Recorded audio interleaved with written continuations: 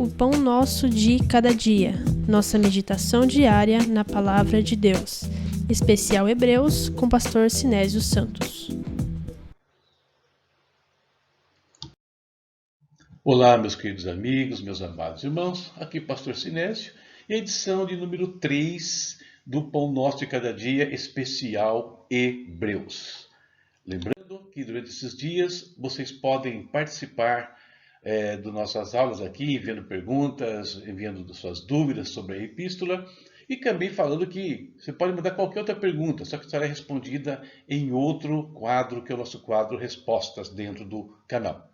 O canal é o Palavra Responde, você pode acessar, ali assistir essas aulas diárias aqui no mês de julho e também tudo que nós oferecemos para você lá em termos de Palavra de Deus. Use também o Instagram, se você gosta do Instagram, por ali você pode mandar suas dúvidas e perguntas também, certo? Olá, meus queridos amigos, meus amados irmãos, aqui Pastor Sinésio, um recado muito importante para você. Durante a quarentena, eu publiquei 61 aulas baseadas no meu livro A Bíblia Sem Mistério, Apocalipse. Agora, terminadas as aulas, eu gostaria de oferecer a vocês a oportunidade de adquirirem esse material, o comentário versículo por versículo do Apocalipse, com introdução à escatologia, com um desconto significativo e sem frete. Sim, é isso mesmo. Você pode adquirir esse livro com 20% de desconto e sem frete para todo o Brasil. Como? Muito simples. Acesse o link que está aqui na tela ou pelo WhatsApp também. Os primeiros 20 compradores vão receber também outro livro meu, Primícias, a Oferta Sacerdotal. Portanto, não perca tempo. Acesse já o link ou me procure nas redes sociais ou pelo WhatsApp e reserve já o seu exemplar. Que Deus te abençoe, abençoe a sua casa e a sua família. Tchau, tchau. Muito bem. Na reflexão, aula anterior, nós falamos sobre Cristo superior aos anjos, né? Demos início a esse tema fazendo a comparação. A comparação primeiro entre as fontes de revelação do passado, onde Deus falou muitas vezes, de muitas maneiras, aos pais, pelos profetas, né? Como diz o autor, e a forma como Deus falou nos últimos dias, pelo Filho. Então a diferença na fonte da revelação, no veículo dessa revelação. E depois começamos então a comparar Cristo com um dos agentes da revelação anterior, um dos mediadores, que foram os anjos. Hoje nós vamos ver o complemento desse tema, falando sobre o papel dos anjos e nas Escrituras, né? O papel dos anjos dentro do reino de Deus. Então esse tópico, no caso, é o tópico para o dia de hoje. Então, Epístola aos Hebreus, o papel dos anjos. E vamos basear tudo isso no versículo 14. Muito bem, os anjos, nós vimos aí, fazem parte do processo da revelação de Deus. Tanto no Velho Testamento, como no Novo também, tá? Eles estão presentes nas duas situações. Mas é importante observar a forma e o porquê eles atuam, a natureza desses seres, o ofício e as tarefas que eles cumprem. Tá? Ou seja, eles são ministros de Deus, né? Nós estamos vendo aí, eles são ministros de Deus e ministros de Cristo. E ministros para quê? O versículo 14 diz, né? Para servir a favor daqueles que iam herdar a salvação. Então, as Escrituras definem papéis muito claros para os anjos e que, em alguns momentos, sofrem alguns conflitos na teologia da igreja, até nos cultos da igreja. Eles não sabem como tratar ou tratam indevidamente essas figuras celestiais. Então, os anjos são auxiliares, né? Vamos falar aqui, ó, auxiliares. Importante dizer isso. Apoiadores dos herdeiros da obra realizada por Cristo. Então, eles vão apoiar, né, no caso aqui, a igreja, vão apoiar os servos de Deus, vão apoiar os salvos de uma maneira em geral, no caso. Eles servem a Cristo, né, servem a Deus, servem a Cristo e aos filhos de Deus. E quero só ratificar o que eu falei na reflexão anterior. Com isso, não estamos diminuindo de forma alguma o trabalho angelical, de forma alguma. É entendendo como é que funciona o reino de Deus, a figura de Deus, do Pai, do Filho, do Espírito Santo, dos anjos, a figura da igreja nesse contexto todo. Então cada um tem o seu papel, ninguém é diminuído ou aumentado, mas é a forma como Deus estabeleceu de trabalhar a redenção em si. Perfeito? O que mais ainda? Quem são os anjos, né? Vamos falar um pouquinho sobre isso. A gente fala anjo, anjo, anjo, entra na igreja ouvindo falar sobre anjos, nos convertemos ouvindo falar sobre anjos, mas quem são os anjos? Então, vamos falar um pouquinho sobre isso aqui, tá? Normalmente a gente usa a designação anjo, tá? Eu uso essa palavrinha aqui para se referir a todos os seres celestiais, de uma maneira em geral. Tá? Os seres celestiais que estão lá ao redor do trono de Deus aqui. Mas nós precisamos lembrar que essa classe de seres celestiais ela é variada. Eu não vou aprofundar a questão da variação aqui. Eu vou ficar mais em cima dos anjos. Mas só lembrando, nós temos outros seres celestiais que eu trato mais à frente. Ela também é organizada hierarquicamente, ou seja, existe uma estrutura hierárquica nos céus. E ela se reflete de uma forma bem interessante que eu falo já já com vocês. Os anjos. Na língua hebraica, nós temos o termo malak, está aqui embaixo, e no grego nós temos angelos. Essas duas palavras significam a mesma coisa, ou seja, mensageiros. Anjos são mensageiros de Deus. E aqui uma coisa importante a se dizer é que o termo anjo ele não é aplicado somente a seres celestiais. Por ter esse significado de mensageiros, então, em alguns momentos, profetas são chamados anjos. Outras pessoas são chamadas anjos porque estão trazendo mensagem, estão comunicando alguma coisa em determinado instante das Escrituras. E também, até alguns elementos inanimados, às vezes, tem essa designação de anjos. Por quê? Por estar cumprindo um propósito de Deus. Ok? Mas, no geral, a palavra ela tem o contexto dos seres celestiais.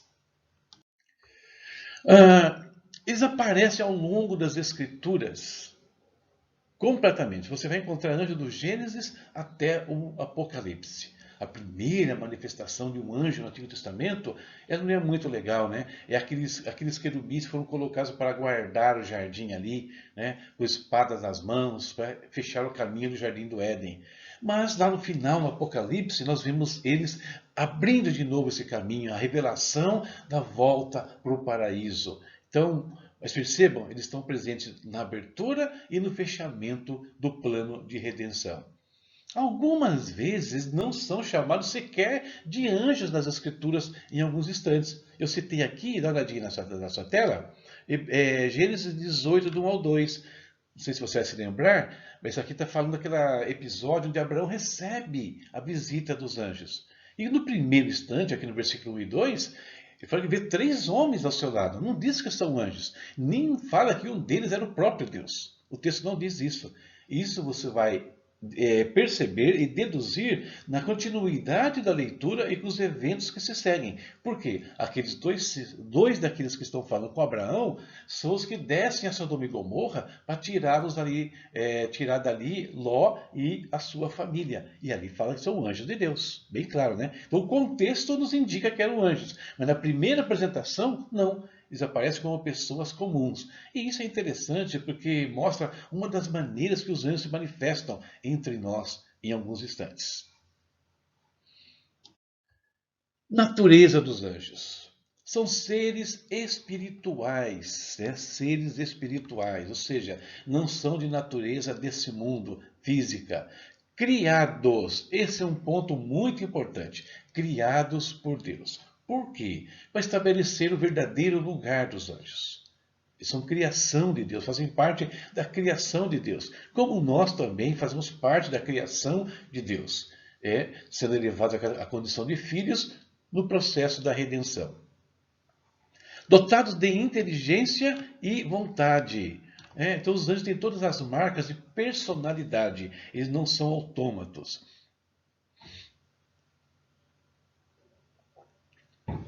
Eles agem, eles pensam, né? Eles são incumbidos de missões a realizar, então isso mostra a personalidade, mostra que são entes pessoais, vamos dizer assim.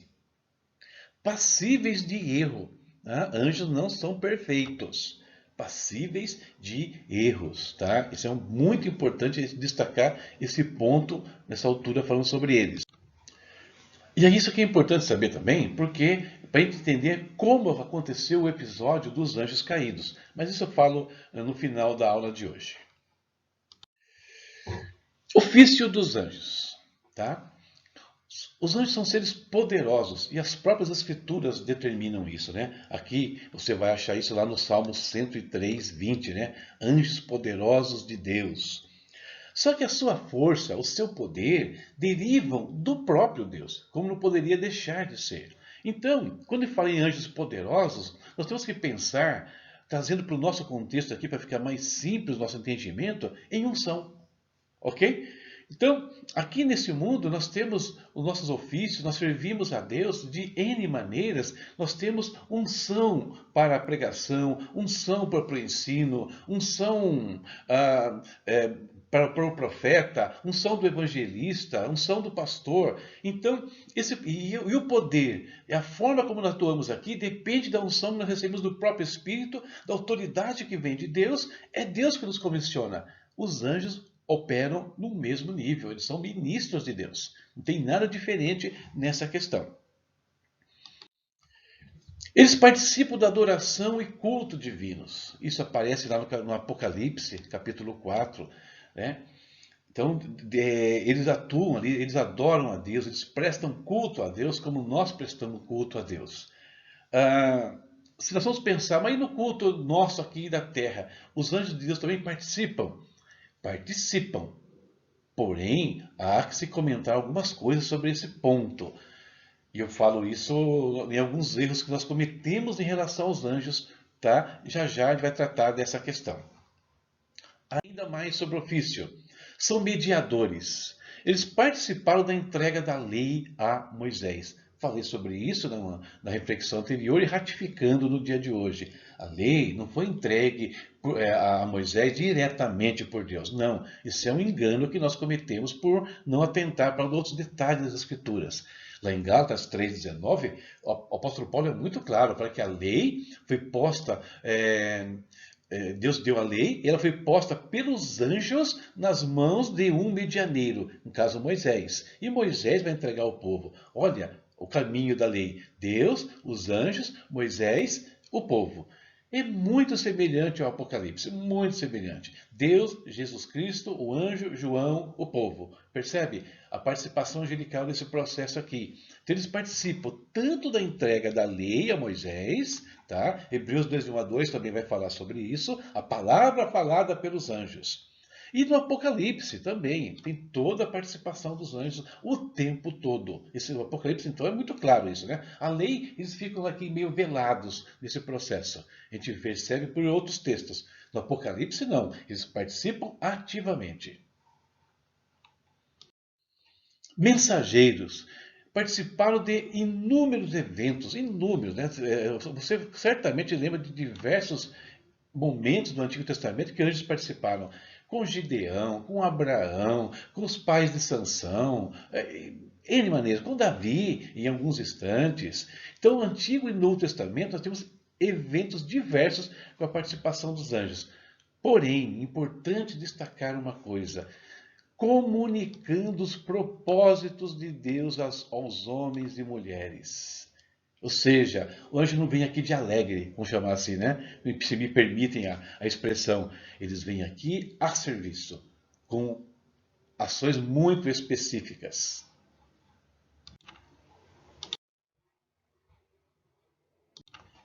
Redenção. Os anjos também participaram ativamente da vida de Cristo. Antes do nascimento, durante a vida e ministério de Cristo e mesmo depois da sua morte e ascensão aos céus. Então os anjos sempre presentes do serviço ali, né, da redenção, atendendo ao Senhor Jesus naquilo que ele precisou ou até naquilo que ele comandou, como no caso do Apocalipse, por exemplo.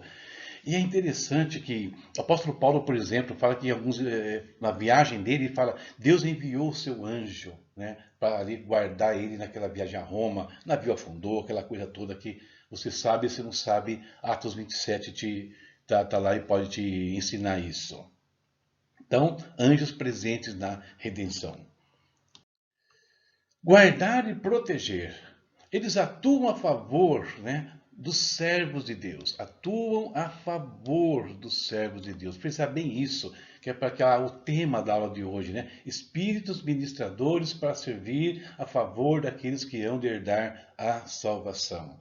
Então eles cumprem a vontade de Deus aqui, fazendo o quê? Preservando os servos de Deus do mal. Salmo 34, 7, versículo que você gosta tanto, que eu gosto tanto. O anjo do Senhor acampa-se ao redor daqueles que o temem e os livra. Então é muito clara essa questão de guardar e proteger.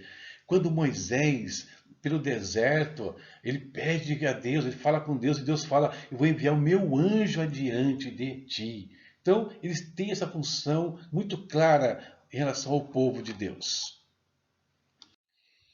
Tarefas, né, que eles executaram dentro desses processos. Foram várias, né? Eu listei algumas aí, dá uma olhadinha. Né? Anunciar e avisar de antemão. Ou seja, os anjos atuavam de certa forma, então como profetas, né, aqui, né? Anunciando, falando e já prevendo algumas situações. É o caso aqui de Gênesis 18, Juízes 13, Lucas 1, 13 ao 20, depois do 8 ao 15. Então tem diversas passagens que eles vão anunciar fatos futuros. Também, além disso, eles vão guiar e instruir.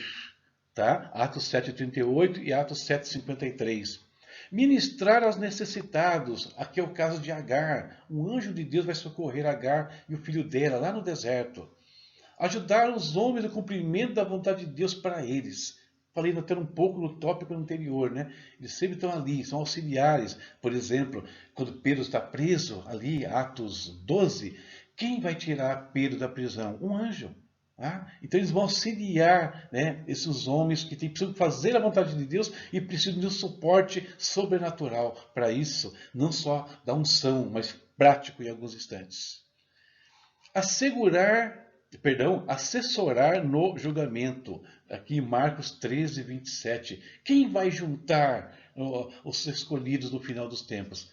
Fala aqui, os anjos farão isso, né? Juntar os escolhidos no dia do arrebatamento. Então, algumas tarefas só, tá, pessoal? Não estou colocando aqui todas as tarefas. Um overview aqui sobre o que os anjos fazem. Agora, eu queria falar com vocês alguns erros que nós cometemos, ou que a igreja, o povo de Deus comete em relação aos anjos. Primeiro deles, a questão de culto. Os anjos, quando você pega a história da igreja, lá no século II, eles eram venerados. Mas a partir do século IV, eles passaram literalmente a ser adorados pela igreja cristã.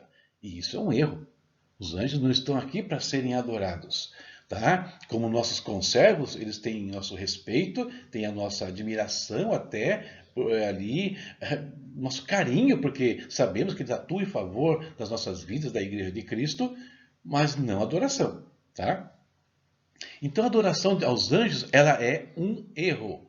Muito claro. Então não se busca anjo, não se fala com anjo.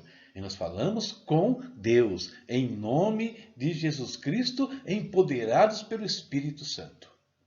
Nesse contexto, nosso relacionamento com Deus, Ele vai determinar o que os anjos vão agir e se vão agir em algum momento que nós precisarmos ou que a igreja e o povo dele precisar. Tá? Agentes divinos, né? Nós encontramos em algumas situações.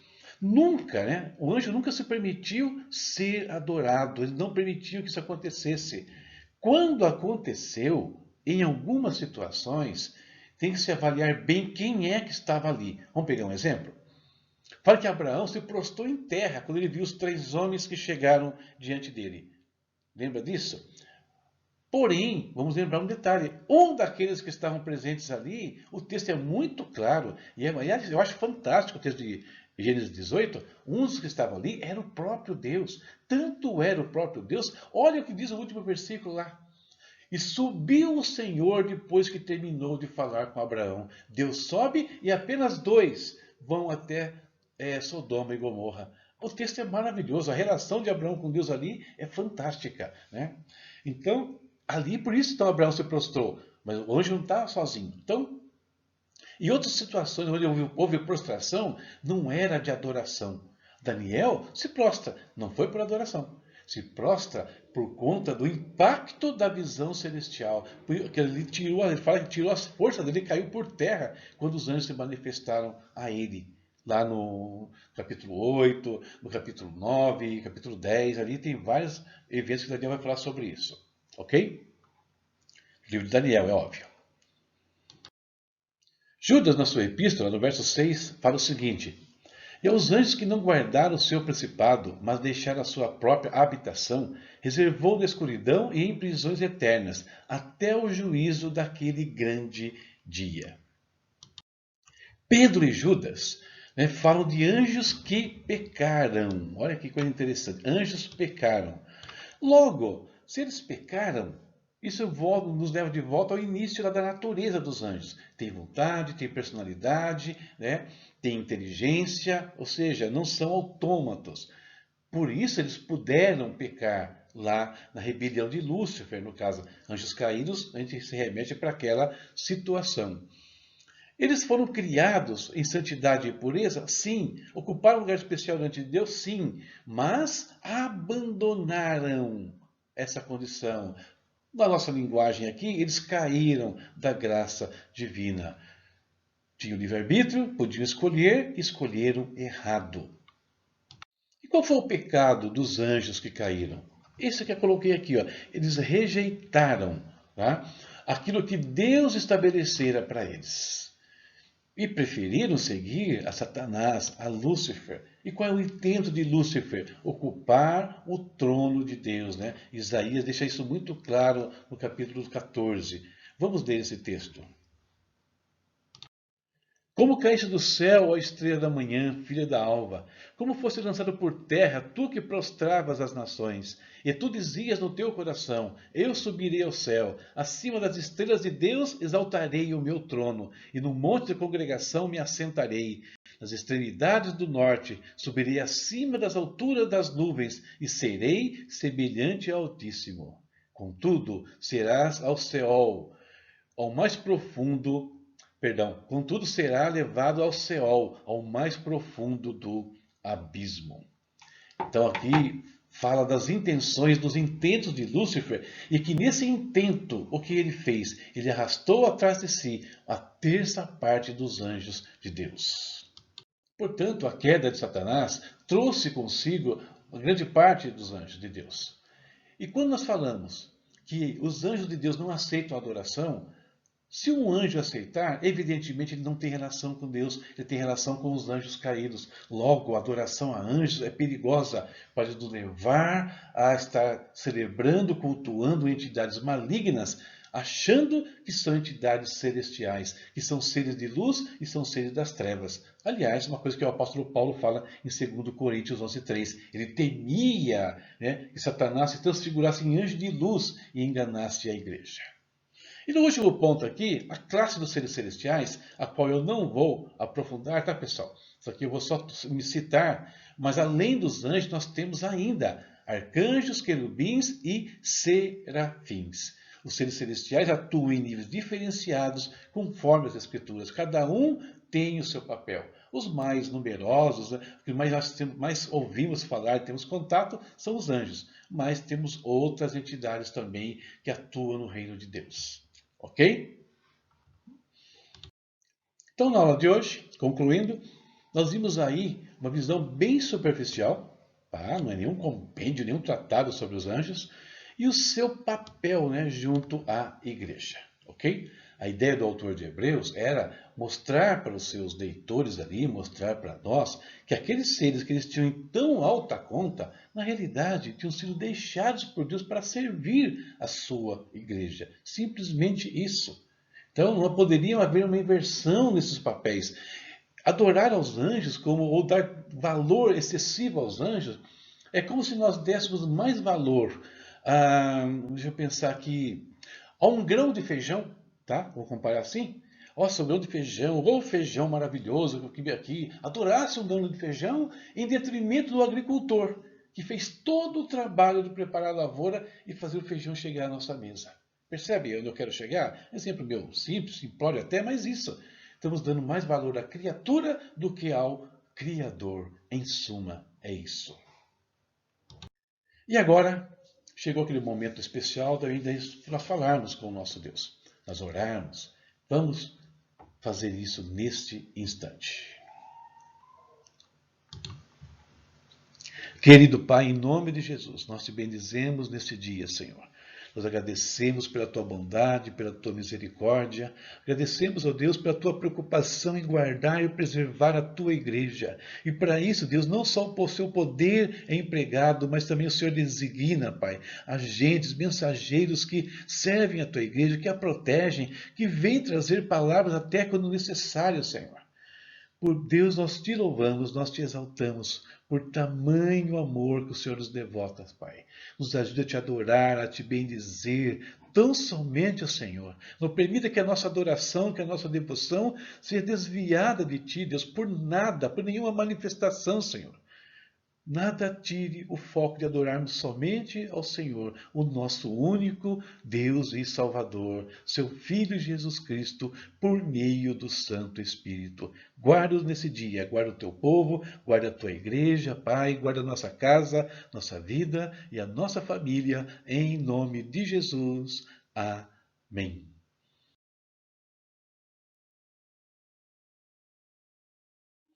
Muito bem, essa foi a nossa aula de reflexão de hoje. Amanhã, tema novo no capítulo 2. Cristo, Filho do Homem e Sumo Sacerdote idôneo e compassivo. Começaremos falando sobre o perigo da negligência. Versos 1 ao 4 do capítulo 2. Deus te abençoe e até a próxima, se Deus quiser. Tchau, tchau.